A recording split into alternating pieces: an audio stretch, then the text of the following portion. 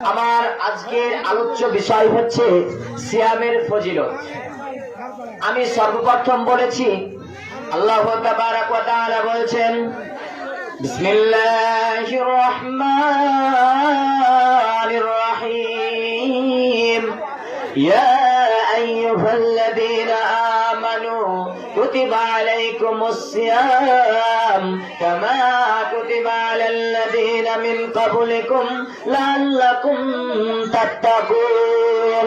হে পৃথিবীর মানুষ, হে ঈমানদারগণ, ইয়া আইয়ুহাল্লাযীনা আমানু, হে ঈমানদারগণ, আমি তোদের উপরে সিয়ামকে ফরজ করে দিয়েছি। তোমাদের পূর্ববর্তী, তোমাদের পূর্বে যারা পৃথিবীতে বসবাস করেছিল, তোমাদের পূর্বে যারা পৃথিবীতে জন্মগ্রহণ করেছিল, আমি একদা আল্লাহ যাকে পাঠিয়েছিলাম সে তাদের উপরেও আমি এই সিয়ামকে ফরজ করে দিয়েছি। অনুগ্রহ করে আল্লাহ তাবারাক ওয়া তাআলা আমাদেরকে আয়াতের বিবরণ দ্বারা বুঝতে পারি আমাদের পূর্ববর্তীতে, আমাদের পরকালেও যারা এসেছে, আমাদের আগেও যারা এসেছে এবং আমাদের পরেও যারা আসবে তাদের উপরেও সিয়াম ফরজ করা হয়েছিল। বিশেষ অনুরোধ, আপনারা আমার সামনে আসুন, আপনাদের কোনো না কোনো উপকার করবো ইনশাআল্লাহ, আপনাদের কোনো না কোনো উপকার করবো ইনশাআল্লাহ। তাহলে আল্লাহ তাবারাক ওয়া তাআলার আয়াতের বিবরণ দ্বারা আমরা বুঝতে পারলাম যে আমাদের পূর্বে যারা ছিল তাদের উপরেও এই সিয়াম ফরজ করা হয়েছিল। তাহলে আল্লাহ তাবারাক ওয়া তাআলা রাসূল কি বলছে? মান সামা ইয়াওমান ফি সাবিলিল্লাহ বা'দাল্লাহু জুহাইন্না সাবিনা খরিফান।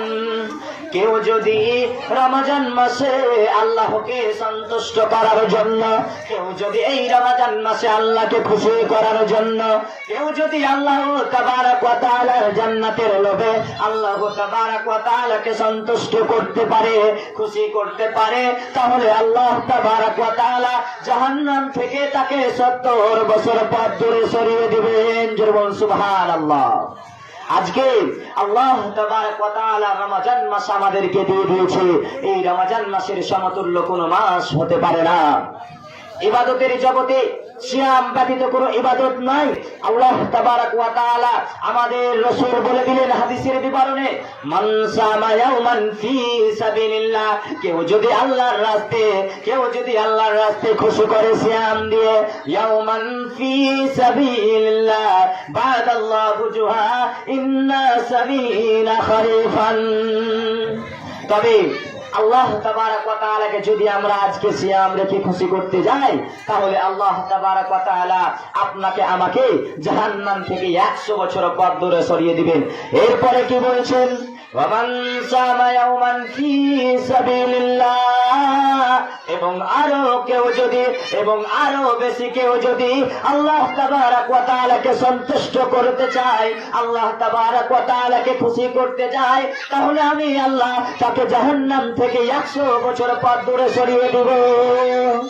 এরপরে কি বলছেন? ওয়ামান সামা ইয়াওমান ফি সাবিলিল্লাহ জারাল্লাহু বাইনাহু মিনাল খান্দান কামা বাইনাস সামাই ওয়াল আরদ।